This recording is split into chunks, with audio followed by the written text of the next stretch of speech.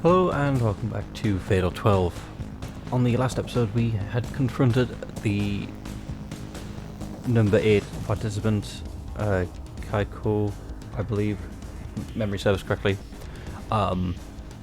She offered us an alliance, but bluffed her way to get there, which annoyed Rinka, and now we can see why. She is under threat of this mountain of a man.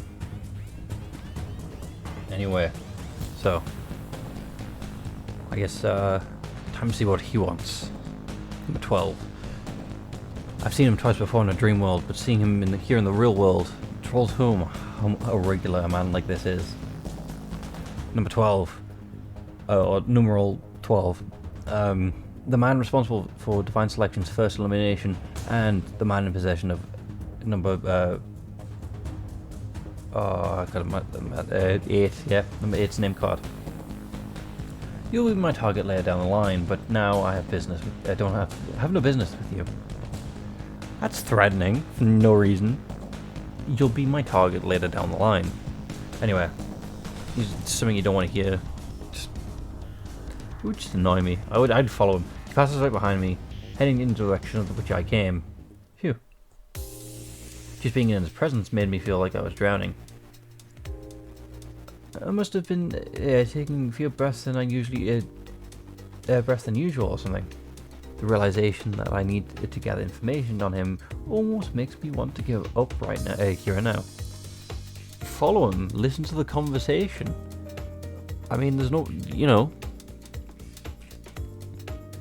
Oh, sorry, my mom called me, so what's wrong? Now he just happened to return right as he leaves. I'm so glad we came here together. Just hearing her voice helps me realize that I can't just roll over. I give her a quick rundown of what happened. If he doesn't have any business with you, then that means he has a name card, so he must be aiming for her. Wait here, I'll follow him. Tommy stops me as I try to go. Why would you follow him? You've got no reason to, because we needed information on him. He is clearly a strong competitor. He's the one actively finding people to eliminate. You're right, but I mean, that also means he's got a strong reason to. A reason he believes is strong to eliminate 11 other people for. Besides his own survival, I suppose. I can't help but remember her pained expression, her desperate voice. I can't sit here and do nothing. Stay put. If anything happens, I'll get in touch. Be ready to contact the police. Rinka. She lets go, and almost as if she lost all the strength in her arm. Honestly, I think calling the police might be a smart move, because obviously if they're arrested and held for questioning or detained or whatever, they can't look for information unless they have a second person helping them, such as Rinka and Naomi. I sprint away before she can say anything else to stop me.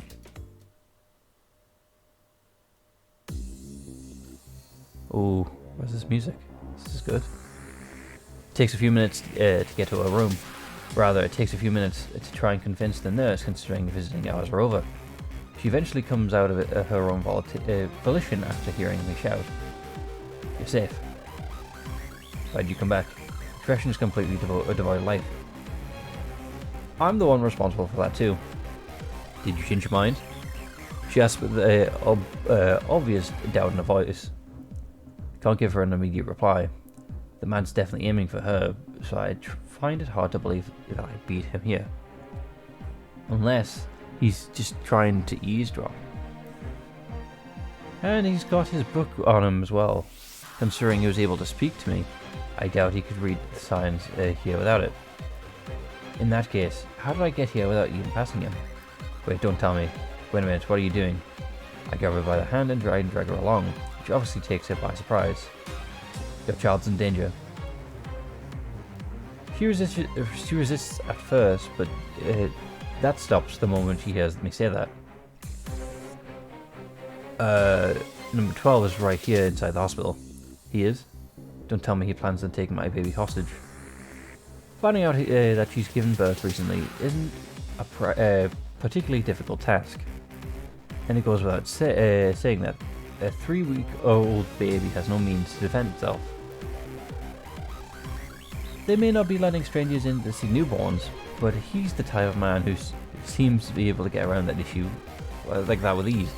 I mean, I don't think he'll be just causing a ruckus. He'll just walk in. Sure, but like if anyone tried to physically stop him, he wouldn't get violent. He would just try and, well, I guess as peacefully as possible, walk around them. I don't know him personally, but I do know the fear inspired by those eyes. Please don't. She keeps mumbling as I lead her to the nursery. What I witness upon arrival is far more disastrous than expected. The lights in the hallway leading to the nursery are off, and all the emergency lights have been shattered.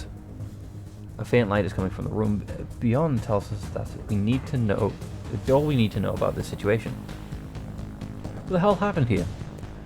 Having a shot ahead of me, she's the first to raise her voice. It doesn't take long for me to understand why. I see a number of nurses sprawled out on the floor. Never mind. I was wrong. He is not peaceful. No.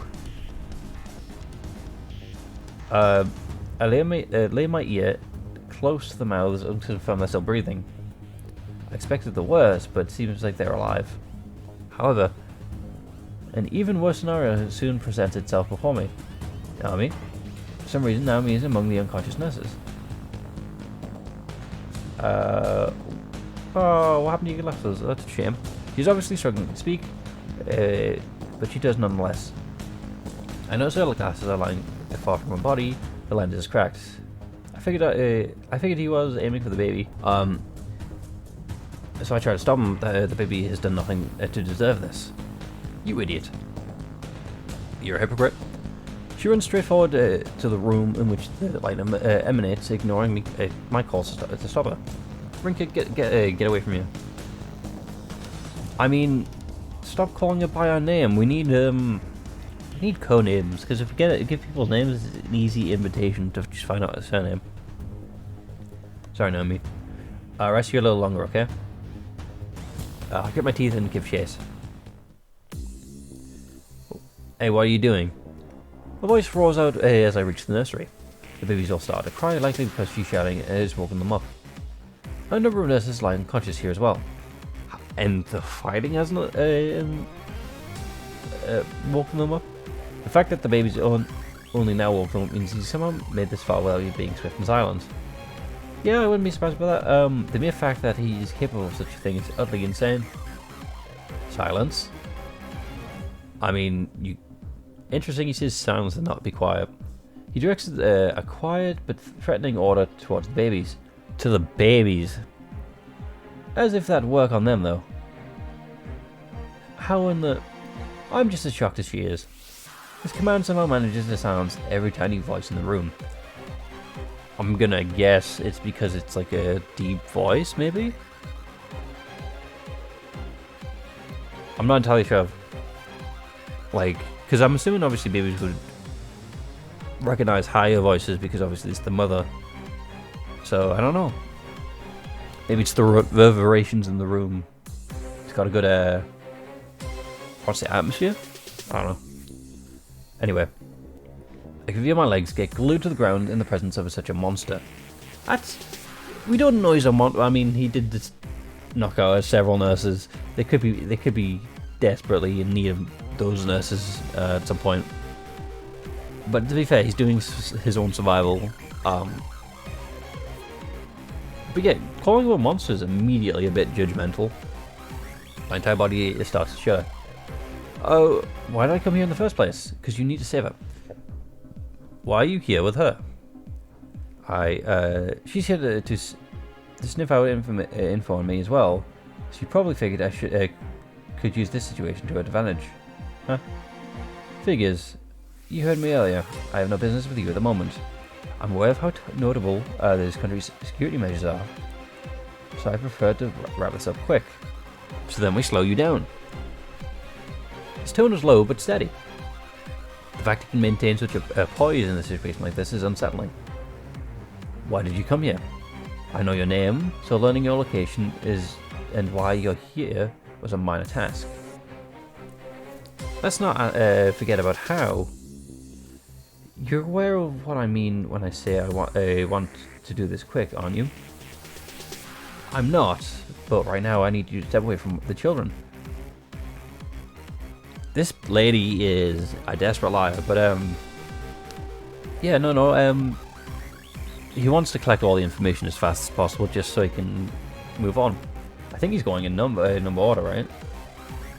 Of like, well, I guess he wouldn't be going in number order, he's going in order of who's easiest to access. That only proves that you know exactly what I plan on doing, but fine. Allow me to spell it out for you. Your name is Kamabuchi, if I recall, therefore this is the bed I'm looking for. You locate her baby right away. The baby's name is written on the bed. I can't see its face from where I stand, but I can read its name. Haruki. I assume it's a boy then. I would have assumed it was female, but okay. Surrender your cause of death and your regret, otherwise I'll see to it that this baby dies tonight. No. Think about it, right? You undo his death, you undo the baby's death. So as evil as this might make me seem, I'd say risk it, call his bluff. What? He states his intent to kill her newborn son without the slightest trace of hesitation. I feel the colour of fade from my face. Taking hostages isn't a pleasant situation in the first place. But how can he talk about killing a baby like that? Well, think about it this way, right? Because if he wins, he's got a history of going into a hospital, knocking out several nurses and a high schooler, as well as threatening a baby. Well, actually, no, the baby wouldn't exist. Well, actually, no, though, the baby would exist because she died afterwards. She probably expected this too. Even so, there's no way she can remain calm having heard that. No one can, when someone's family is threatened. You're wasting your time. I interrupted her before she can say anything. This is it. I need to muster up all my courage and knowledge so I can try and negotiate with him. Anything to get through the situation. Security should be on its way. It'll be here any minute now. Even you won't be able to escape so easily then. And once you're caught, you won't be able to do anything for the remainder of the divine selection. Let them come. I'll simply escape with a child. Dealing with a few people on the way is easy enough. It may complicate things afterwards, but it doesn't change the fact that I will come to possess Keiko Kamabuchi's information. You sound like a robot, but I'm assuming it's to implicate that you are obviously not local. He answers right away and continues his threat. You have 30 seconds. I'll kill the child in the bed next to yours. If you haven't answered by then, followed by a child 30 seconds after that. If you still haven't answered, then yours will be next. I'm calling his bluff, because again, if he's eliminated, the children will not die. They've done nothing. They've got nothing to do with this. Keep calm. If I don't, he'll add your information to the part of the deal. She whispers just as quietly enough so he can't hear. Keiko, you have numeral one's information, don't you? That's why she doesn't want you to be eliminated. That's not. I deny his claim on instinct, but she really does know my name. Realizing that only proves how foolish I am. But even if you kill them, they'll be undone if you're eliminated. So that's enough. Fine. I'll tell you my cause of death and regret. Get on with it. You remain calm, devoid of emotion. Keiko, it's plain to see that you both have information on one another. That statement prevents me from saying another word. I can't spell any more crucial information. Thanks for going this far for my sake, but you're right that the children's death would be undone if anything other than him makes it all the way to the end. Regardless, what kind of mother would be willing to expose her child to such a danger? Yeah, I mean, I understand that, Keiko, but here's the thing. I'm not the child's mother. And that's when I knock out Keiko to save 4 lives, I guess 3 babies and her. I guess I wouldn't be saving her though, would I? Could be trying to eliminate her later. Get on with it already. I just have one condition. Step away from the bed and swap positions with us. Very well. He moves to the entrance and we make our way to the bed. Now we're trapped though. We can shield the babies like this, but it also gives them an easier escape route. I died from blood loss, a brain hemorrhage to be specific. The chance of a woman dying during childbirth in here in Japan is almost non-existent in modern times, so I must have been ridiculously unlucky. Don't waste my time with such useless drivel. He takes out his book and waits for her to continue. I had a frail disposition from the get-go, so I guess it was just a case of my body not being able to take the strain. Your regrets? He rushes her along after confirming that he's obtained her new card, the baby's name. Her answer takes me by surprise. She's already named it, so how can that be her regret? If I'm eliminated, then everything I've done during the time, so the baby would be unnamed. I'm the one who named him Haruki. My mother-in-law didn't like the sound of the name though. She was more concerned with the over meaning behind it. That's why I sincerely felt like the name she proposed was the name she suggested was lazy. She cuts herself off for a brief moment. His expression doesn't change in the slightest. His gaze is clearly telling her that to get on with it. Guess he doesn't have enough information to believe her yet just yet. My husband was in favour of the name she'd come up with. I talked things over with them though. After Haruki was born, the fact that I was riding a line between life and death while giving birth probably prompted me to do so. Well, I guess all mothers would do the same thing either way. In the end, he was willing to listen to me and eventually agreed with me after hearing that I wanted to name my child Haruki. Following that, I filled out the birth certificate with the name I decided on. Your name almost represents just your life itself, doesn't it? That's why I hold the name of my first child in high regards for as my own future. But delivery is more than enough to convince me that she means it. The world weighs heavily on me too. One's regret and one's future are inevitably intertwined. This is the moment I get to learn the future that Keiko wants to see. I wanted more than one child, but it looks like Haruki will be my first and last. No, I suppose he won't be named Haruki once I'm eliminated. So you're telling the truth. Well, you can't be, because if you hadn't named him, that means you didn't fill it out yet. So you would never regret that before you died, right? If I'm understanding this correctly? Anyway, that's it. That's all you've got to say for her. My only concern is obtaining the cards I need. After all, all I feel after hearing her story is my joy from having obtained them. My fear is replaced by sheer rage. He's trembling all over her life for his own sake. I mean, everyone will be at some point. Saying I feel nothing may not be be the whole truth, but remember this. No matter what you say or think about me, each and every one of us is caught up in a little game. We must stamp out the lives of others for our own survival. Yeah, he's just being pragmatic. He's hiding his emotions so he doesn't get prevented to do things. Calling him a monster is not entirely fair. Like I said, that said, I like the determination in your eyes. Demonstration. They tell a story that mere words cannot express. A certain contradiction resides in... What? Contradiction? A certain contradiction resides within you. You're likely aware of it too. You don't know your regrets?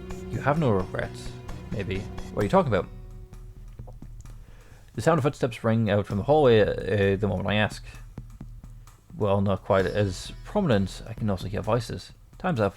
Wait. No. Nope. Going away.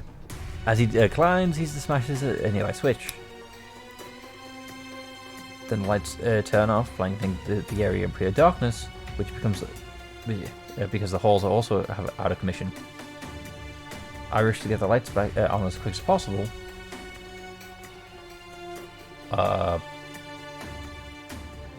He's long gone by the time I manage to do so. Rinka, are you okay? Naomi limps her way to the room. I don't know how he did it, but it seems like he's knocked everyone unconscious without injuring them. She holds up glasses in one hand. Naomi, I'm sorry, Naomi. It's my fault that you got caught up in something like this. Please don't apologize. I'm the one who chased after him. Hey, Hiko interrupts our conversation. Security will be here once they finish checking all the nurses outside. Use this opportunity to get out of here. I'll think of a way to explain this to them. But besides, I'd like to spend a little more time with Haruki. Let's go, Naomi. She answers with a quick nod. Well, actually, thinking about it, if we accuse Keiko, the other man can't accuse Keiko, and then we get whatever information that Keiko has, the other man does not. So, as sad as it may be, we may have to be the ones to eliminate Keiko. Because we heard just the same information he did. Security makes his way into the nurse's room soon after, but we make sure to leave the hospital right away.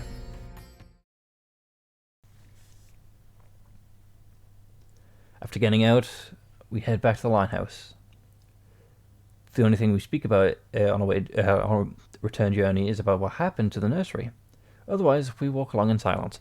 I mean, I'd be more concerned about Naomi's injuries. I would have focused on that first, personally. Unsurprisingly, I've obtained the same cards as number 12, though I no longer have any desire to eliminate her. There's something I want to say to Naomi. I'll take you to the station. It's a bit dangerous for you to go alone with broken glasses. Right, thank you. I spent our journey to the station wondering if I have it in me to say what I wanted to say to her. The longer I hold it in, the harder it'll be to say. That's why I need to say it now. It may feel like I'm making up excuses, but I've reached my conclusion. I told you not to do anything dangerous, didn't I? Wait, you're not quite what. That's not quite what I mean. I'm at fault for not realizing how dangerous things could get. I never once considered the situation like that could occur so easily. Yeah, Sam. I didn't think it would be that quickly. I figured things might get dangerous, but I failed to see the full picture until tonight. You told me that you'd help me bear the burden, and for that I'm thankful. Just knowing that you're willing to do that is enough for me. Everyone's putting their lives on the line. Well, here's the thing again, though.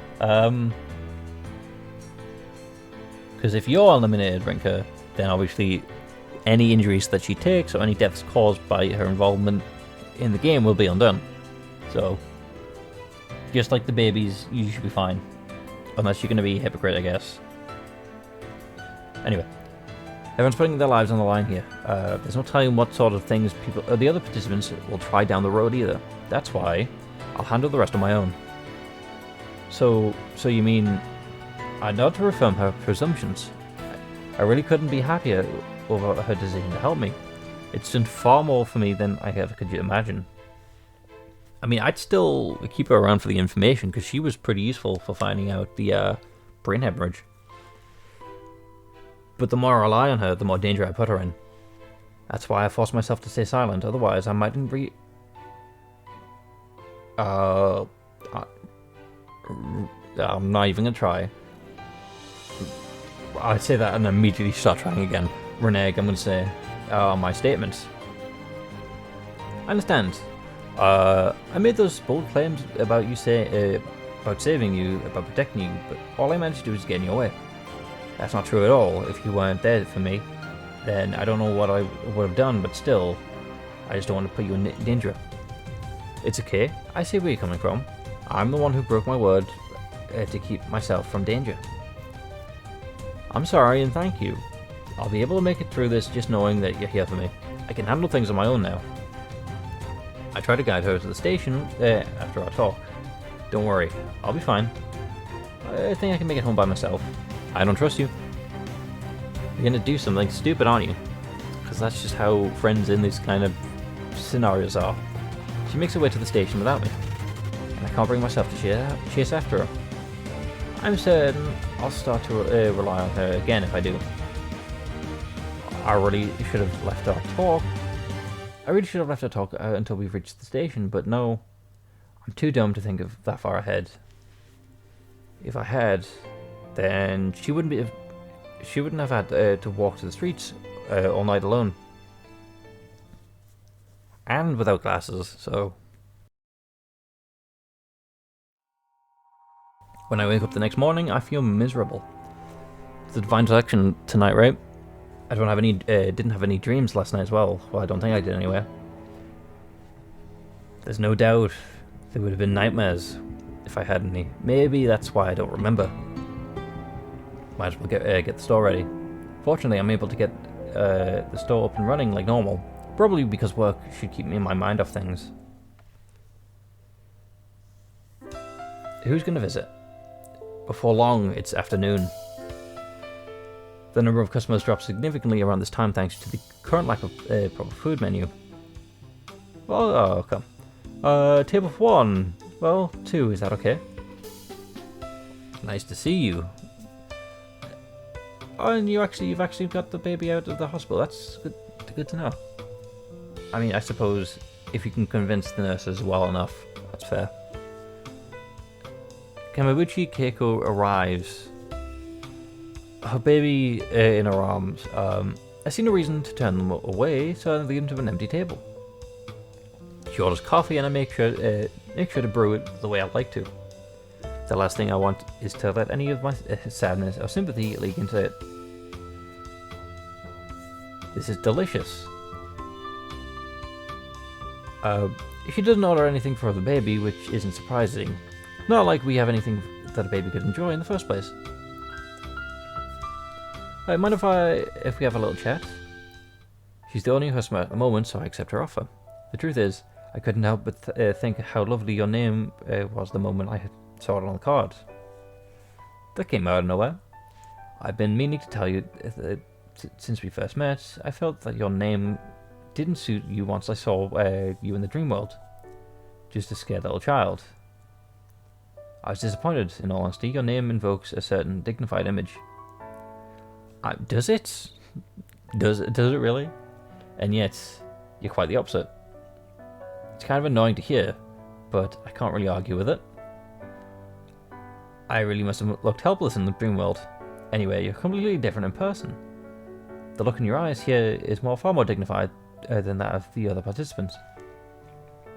Your words are filled with passion.